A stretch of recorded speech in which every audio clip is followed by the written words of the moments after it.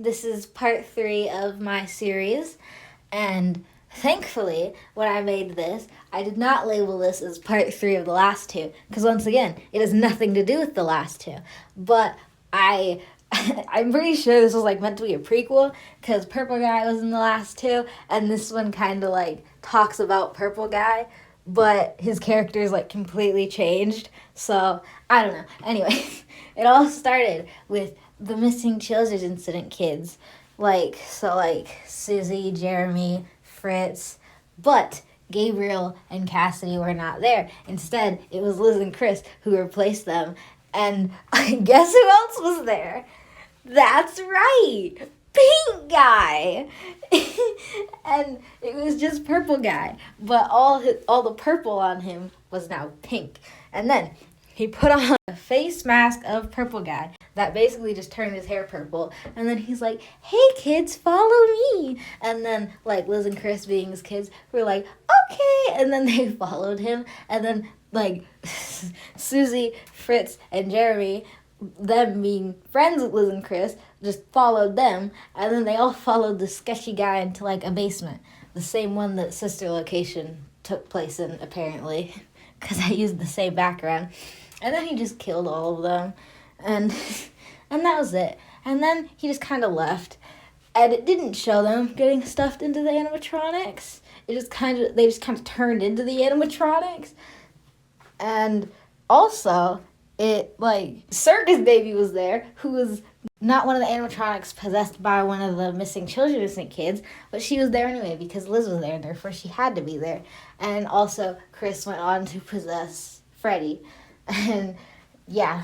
And then it cut to a scene of Purple Guy being arrested because the murders were committed with his face, even though it wasn't him, it was Pink Guy. And then he got arrested. He's like, "Why would I kill my own kids?" That's a sentence he would never say now. But, so yeah, he got arrested, and then time jumped a few years later or something. And he was now getting out of jail, and he was like, "I'm gonna avenge my kids by whoever actually killed them." So then he's like, "Well, where did I last see my kids?" And he's like, "The pizzeria." So then he went to the pizzeria, and then was like, "I wonder if my kids are possessing the animatronics here." He's like, "You know what, that's probably what's happening." So he started just beating up all the animatronics with an axe. He just checked for the bodies. He's like, "Nope, not my kid," and then just walked away and moved on to the next animatronic. But then he finally got to Freddy and beat up Freddy, and his son's body was in there. He's like, "Yay!" But then his son's soul appeared and was didn't recognize that it was his dad, or was still mad at his dad for killing him, even though it wasn't actually him. And he's like, "Get him!" And then all the other souls came out, and then they all chased him and cornered him into this room. But then he was like, "What do I do?" And then he saw the spring bodysuit and went into it. And then got spring locked. And then all the souls were like, "Yay, he's dead." And then just left. And then the puppet came. And then she just looked at him and was like, "Yes, a new friend." And then laughed maniacally. And then Springtrap Purple Guy thingy was just like, "What? Why do you laugh like that?" That's weird. And then that was the whole animation. It just ended. We don't know what happened to Pink Guy. But I am happy that, this one did have to do more with lore.